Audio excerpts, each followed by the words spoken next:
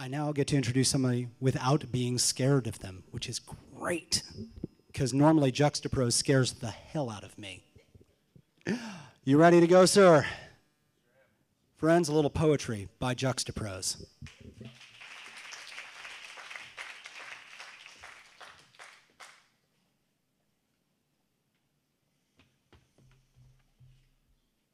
How you doing, guys?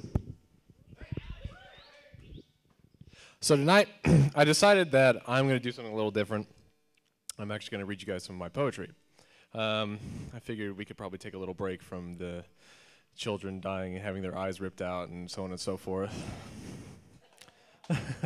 So I decided, I wrote this the last couple days, and it's kind of my mishmash of poetry, prose, whatever you want to call it. Anyway, it's called Continue. I could ask you to consider my collective creative considerations. I could ask you to consider my continuous comprehensions. I could also ask you to consider my considerably crammed combinations of constantly callous correlations cascading into your consciousness. However, I cannot.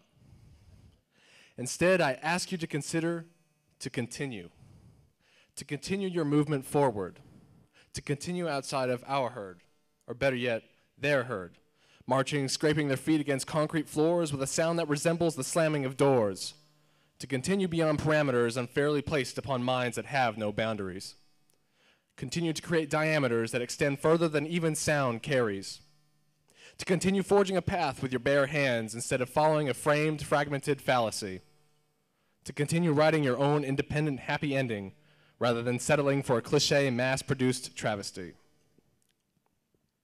Because the strands extending beyond thoughts continue to surround the blinking lights of creation and destruction. With a firm, open palm lays the devastating flame, incinerating all that binds you against this monstrous obstruction. With a firm, open palm lays the devastating flame, incinerating all that binds you against this monstrous obstruction.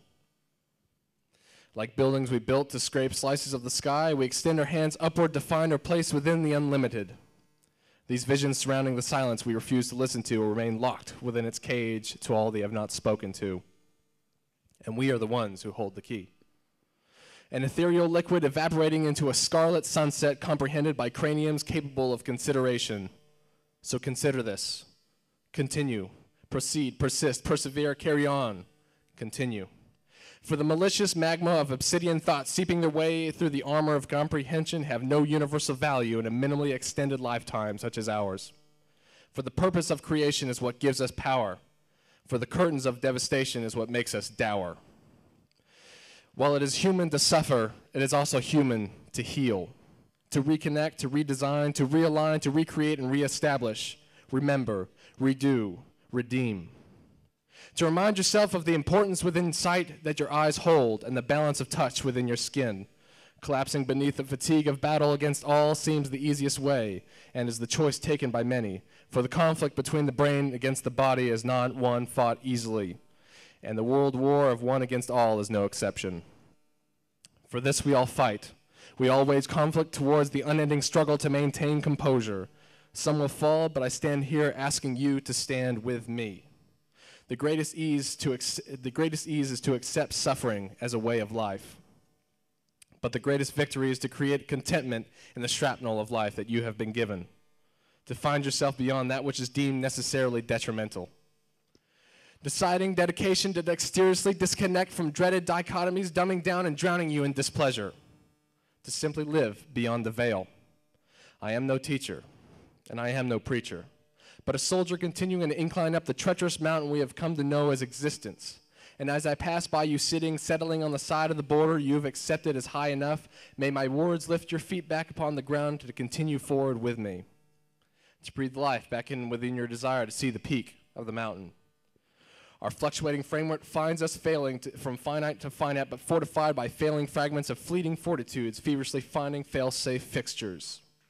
We're all in this climb together. Whether or not we accept it. Now, as I come to a close, I wish for each of you to turn to the one nearest you and create eye contact with them. Let them connect to you through the understated, underrated, often taken for granted gift we know as sight. I want you to see them. I want you to know them. I want you to love them as another passenger on the steady incline up our mountain of multitudes.